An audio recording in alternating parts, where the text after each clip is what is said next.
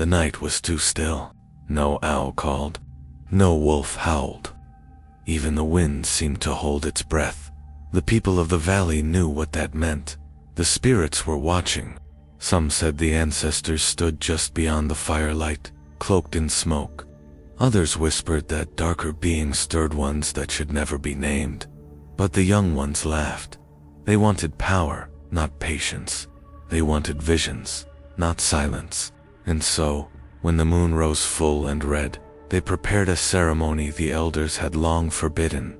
Why was it forbidden? Because some ceremonies call down more than light. Some bring shadows. Some open doors that were never meant to be touched. Imagine sitting by a fire while drums echo like thunder in your chest. The dancers move faster, the chants grow wilder, and your own heartbeat begins to blur with theirs. At first it feels like freedom, then it feels like falling. Then something else begins to answer. That night, the forest itself seemed to lean in, listening. The tall pines swayed, though no wind blew. Coyotes yipped, and then went silent, as if cut short. And when the last chant broke the night, when the final spark burst from the fire, blood touched the ground. Was it sacrifice, accident, or punishment from beyond? The truth is not so simple. Because this story is not just about one night. It is about a people's struggle to survive. The battles they fought with hunger and cold, the wisdom they carved into their lives, and the mistakes that nearly cost them everything. This is the tale of the forbidden ceremony that ended in blood, and, like all such tales, it carries a lesson that still matters today. But first, we must step back, into a world where survival was a prayer, every sunrise a gift, and every shadow a warning. The land was both cruel and beautiful. In the summer, tall grass swayed like an endless sea, dotted with buffalo herds that rumbled across the earth. In the winter, the same plains froze, hard as stone, winds cutting like knives, stripping flesh and spirit alike. Here lived a tribe whose name carried like thunder when spoken. People of the valley, keepers of fire. They were not many, yet their knowledge ran deep. How to skin a deer with bone blades. How to store corn in hidden pits, so winter would not starve them. How to read the sky like a painted scroll. Every fire told a story. Every hunt carried a prayer.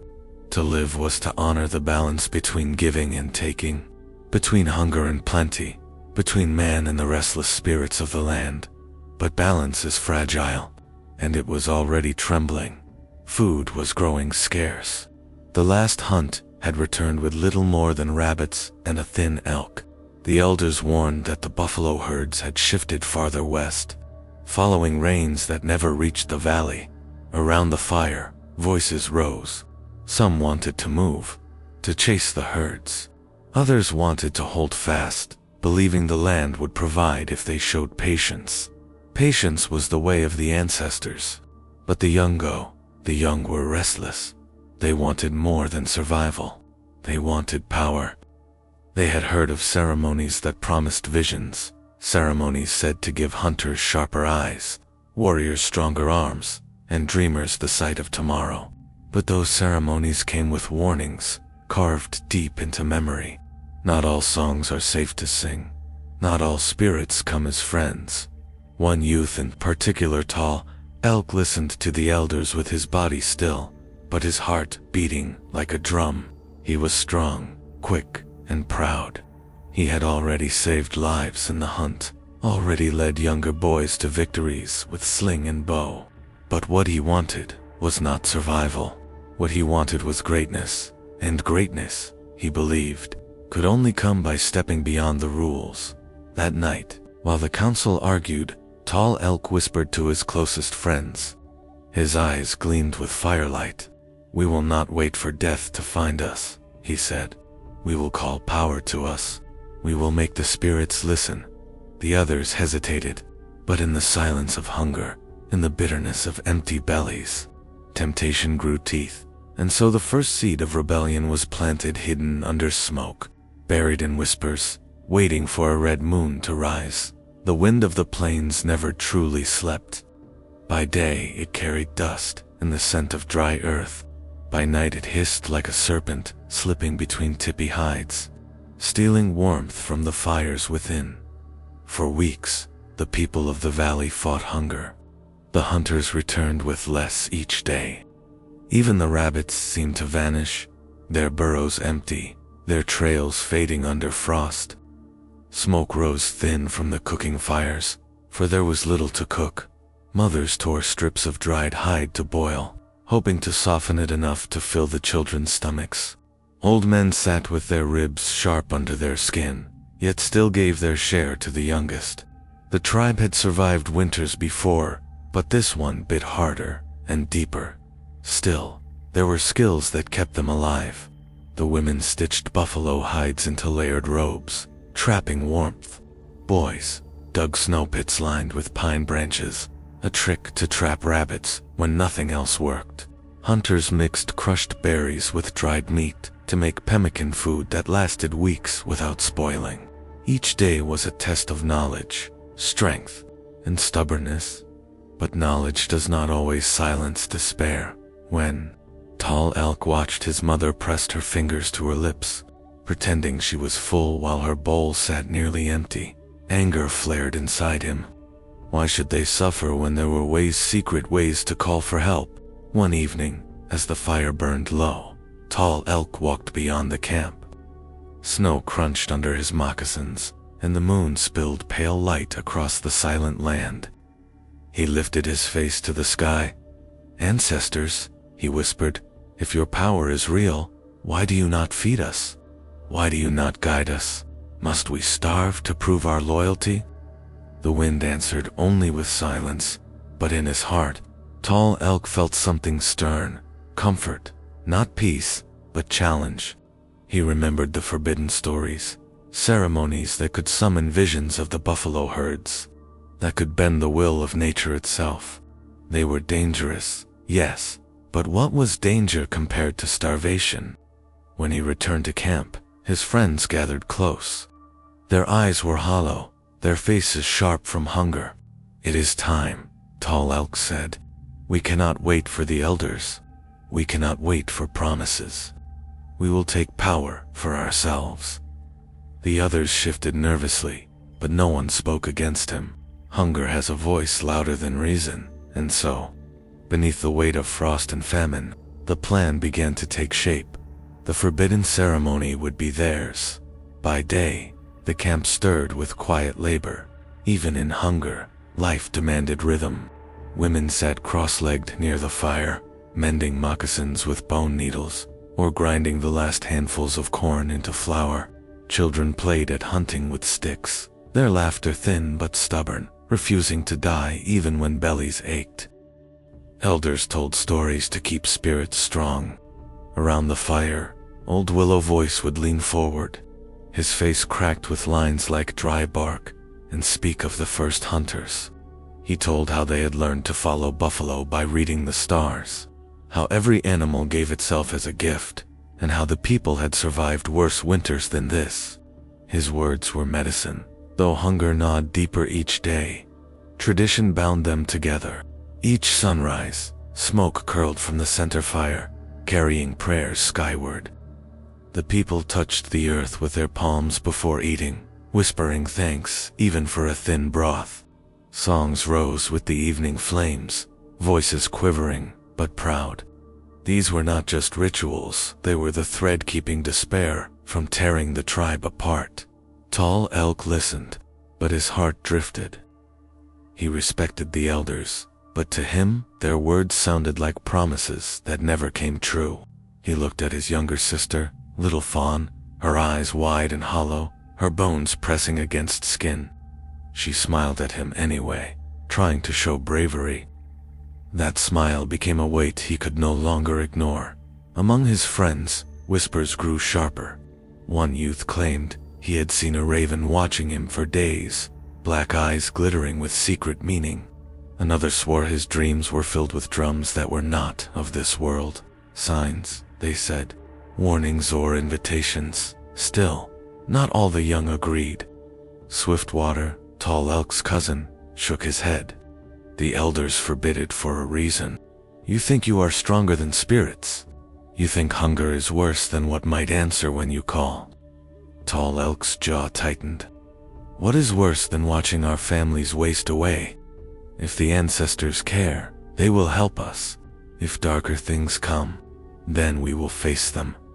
Swiftwater looked at him with sadness. You are not calling only for yourself. You would risk us all. The argument left a silence between them.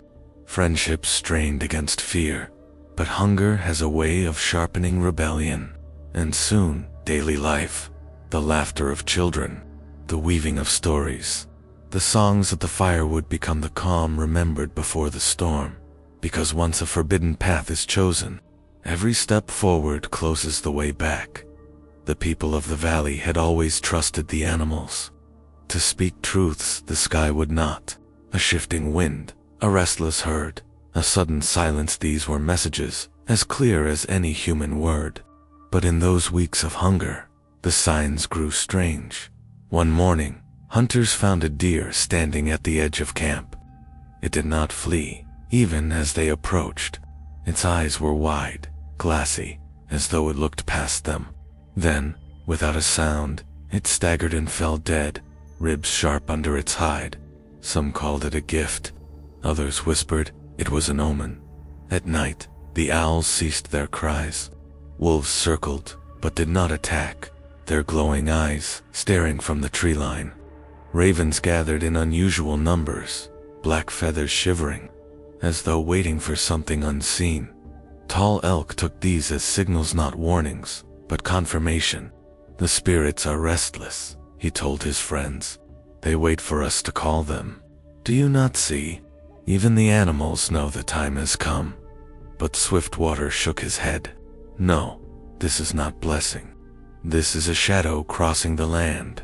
When the forest grows silent, it is not because it wishes to help us, it is because it waits for what is coming. The elders noticed, too. Old Willow Voice gathered the children and told them to stay close to camp, never wandering far. He threw tobacco into the fire at dawn and dusk, smoke rising in trembling threads toward the sky. His voice cracked as he prayed. Still, the unease grew. Little Fawn clung to her brother's side. Why do the birds watch us?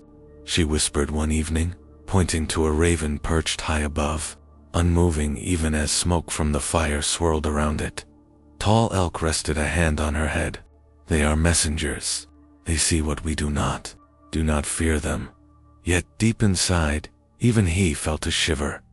That night, he dreamed of drums. Not the steady beat of his people's songs, but a slow, heavy pounding that echoed like footsteps. In the dream, he walked through snow that stretched without end. Shadows followed him, tall and twisting, with faces he could not see. When he woke, his chest was damp with sweat, though the air was bitter cold. Dreams spread like sparks through the youth. Each told of strange visions, fire burning without wood, rivers running red, voices whispering their names in the wind. They gathered in secret, each dream fueling the decision that could no longer be turned back. The animals had gone silent. The dreams had begun. The forest itself seemed to lean closer, listening. The time for the forbidden ceremony had come. The elders saw the unease spreading, like cracks in ice. One night, the council gathered, their breath rising in pale clouds as they spoke. The oldest among them warned, the young whisper of ceremonies that must remain buried. If they walk that path, they will not walk alone. Something will follow. But their warnings only fed the fire in Tall Elk's heart. He and his closest friends met in the shadows, away from the central fire. Their voices were low, urgent. The elders are blind, said Red Fox, his jaw clenched with hunger. They cling to old fears while our families waste away. Tall Elk nodded. If they will not guide us, then we guide ourselves. We will sing the songs they fear. We will step where they dare not. Yet not all agreed.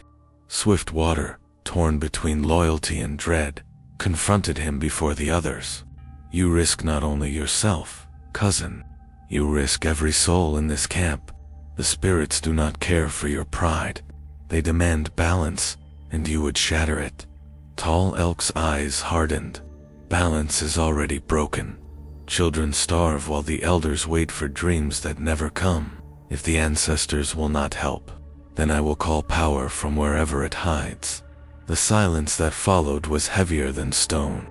Some youths nodded, desperate enough to follow. Others looked away, shame and fear burning their faces. But none spoke against Tall Elk again, not with so many empty stomachs gnawing at their resolve. Word of their defiance soon reached the elders. Willow Voice himself came to Tall Elk, staff in hand, his steps slow but steady. His voice trembled with anger. "You are walking toward ruin," the old man warned. "Do you think you are the first to hunger? Do you think your suffering is greater than those before you?" These songs were forbidden because they cost blood, and once begun, they cannot be undone. Tall Elk stood tall, shoulders squared. "Then let the blood be mine. I will pay the cost, if it saves the people." The elder's eyes glistened with sorrow. "It is never only yours." The words struck deep, but pride is louder than grief. Tall Elk turned away, and the council's warning became nothing more than smoke carried off by the wind. That night, the youths gathered again. The air itself seemed to tighten, as though the forest listened. Hands trembled, not from cold, but from the weight of what they were about to do. The ceremony was no longer a whisper, it was a promise, and when promises are made to the unseen, they always demand a price. The night chosen for the ceremony came with a red moon. It rose like a wound over the horizon, staining the snow with its light. No owl called, no wolf howled. Even the air seemed to tremble. Tall Elk and his followers slipped from camp in silence. Their footsteps crunched in the snow, hearts pounding like drums. They carried no food, no weapons, only small bundles of sage, feathers, and carved bones stolen from the elders' stores. They stopped at a clearing ringed with pines. In the center lay an old fire pit, blackened stones left from a time no one spoke of. The elders had forbidden anyone to come here. That made it perfect. The circle was drawn.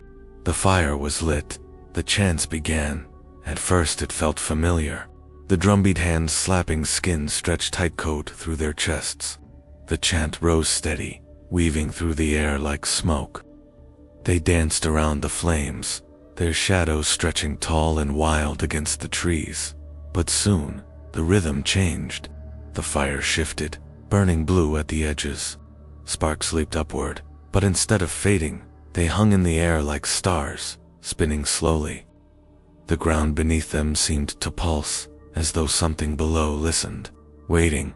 Red Fox's voice cracked as he chanted faster, eyes wide with fear. "Do you feel it? They hear us." Tall Elk lifted his arms, trembling but defiant. "Ancestors, hear us. Show us the herds. Give us strength. We offer ourselves." The wind rose without warning, swirling through the clearing, bending the flames sideways. The trees groaned, their branches shaking, though no storm touched them. Shadows stretched long and thin, reaching across the snow. Then came the visions.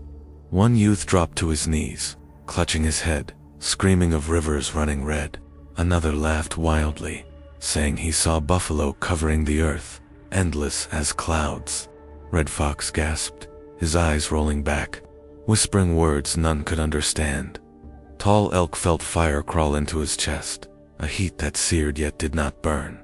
Images flooded, his mind herds thundering west, spirits with faces like smoke, a hand dripping with blood pressing against his own. It was power, but it was not kind.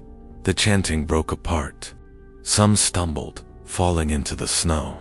Others clawed at their skin as though insects crawled beneath. The fire roared higher, turning black at its heart. Tall Elk dropped to his knees. The heat inside him became a weight, pressing, crushing. He tried to speak, but his voice cracked. In the flickering flames, he swore he saw eyes, many eyes watching from within the fire. And then silence. The flames collapsed inward. Smoke hissed and curled into the night sky. The clearing was still again, save for the ragged breaths of the Utes sprawled in the snow. But something had answered, and it was not gone. When dawn broke, the Utes returned to camp. Their faces were pale, eyes sunken, movements stiff as though each step cost them dearly. Some bore scratches on their arms where they had clawed themselves during the night.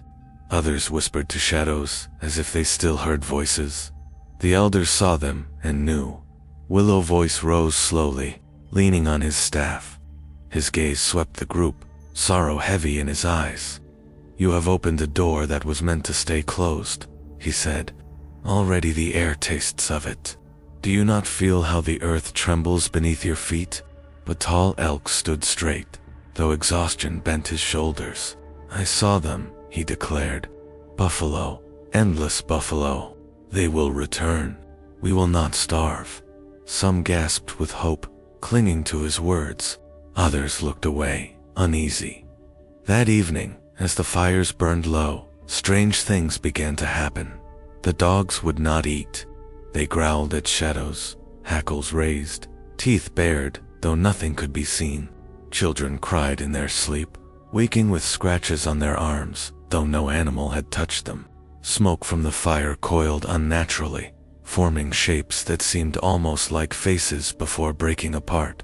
Hunger deepened, but fear became sharper. The elders called a council. Some demanded the youths confess, cleanse themselves, and seek forgiveness through fasting and prayer. Others argued it was too late. The ceremony's stain could not be washed away so easily. Tall Elk sat apart, his jaw tight. He still felt the fire in his chest, still heard the echo of voices from the flames. Part of him was terrified, but another part, darker, hungrier, felt powerful. That night, his sister Little Fawn touched his arm. Her small voice wavered. "Brother, something follows you. I feel it, even in my dreams." Tall Elk froze, guilt gnawing at him. He wanted to comfort her, to promise safety. But when he looked into her eyes, he saw a reflection of his own fear staring back. The tribe began to divide. Some sided with the elders, demanding the ceremony be renounced, the spirits appeased. Others whispered that Tall Elk had done what was necessary, that visions of buffalo meant hope. Hope is a dangerous weapon when wielded by desperation. The days grew colder. Meat stores dwindled to almost nothing. The forest remained eerily silent, as though holding its breath. At night, the drums Tall Elk once heard in dreams now seemed to echo faintly on the wind. The people of the valley stood on the edge of something vast and terrible, pulled between hunger and fear, between old wisdom and new defiance. And the red moon was not finished with them yet. The night of the second red moon came faster than anyone expected. The people had grown weaker. Children's cries were thin. Old men lay curled under hides, with eyes half closed. Every day felt like a question with no answer. But the forest around them pulsed with tension, as if something unseen pressed closer with every breath. That night, the wind fell silent. Snowflakes drifted without sound. The dogs whined and crawled beneath the tipis, refusing to come out. Tall Elk felt it before anyone spoke, a burning inside, the same heat that had filled him during the ceremony. It surged now, urgent, unstoppable, as though something was demanding to be fed. The elders gathered the people, warning that the balance had been broken.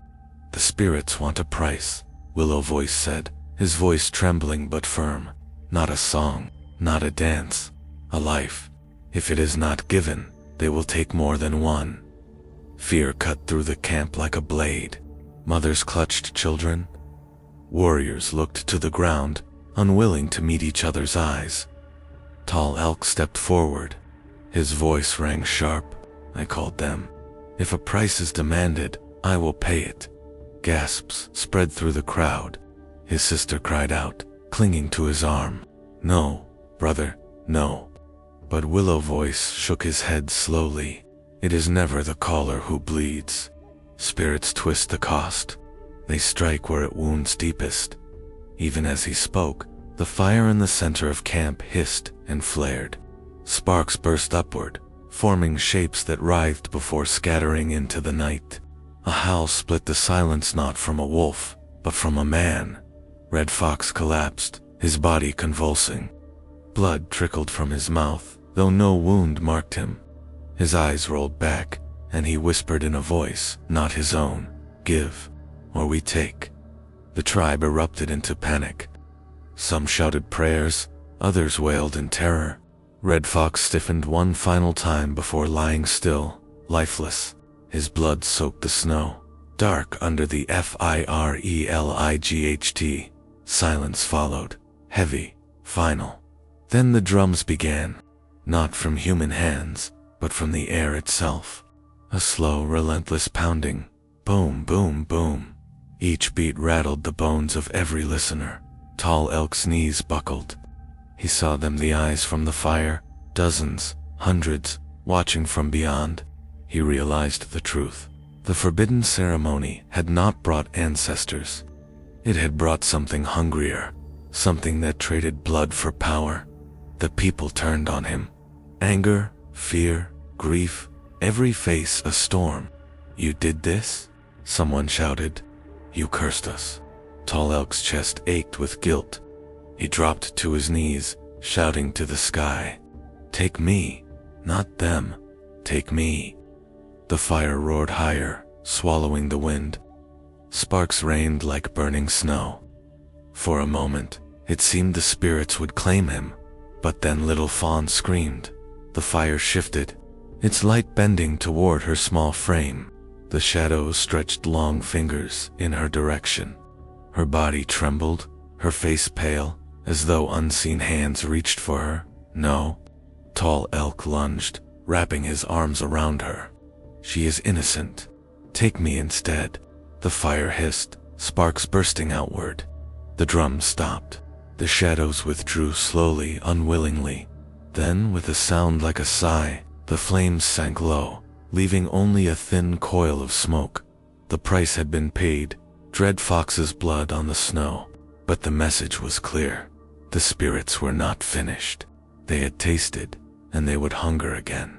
The forbidden ceremony had ended in blood, but its shadow would haunt the people for generations. The valley did not forget that night. For seasons after, the people carried its shadow like a scar. They spoke less of the forbidden ceremony, and when they did, it was only in whispers. The fire pit, where it had been held, was abandoned, left to snow and weeds, never touched again. Tall Elk walked with his head heavy. Though Red Fox had fallen, he bore the weight of blame. Some said the spirits had marked him, that his shadow stretched longer than others, that his eyes sometimes seemed to flicker with unseen flames. He lived, but he was no longer the same.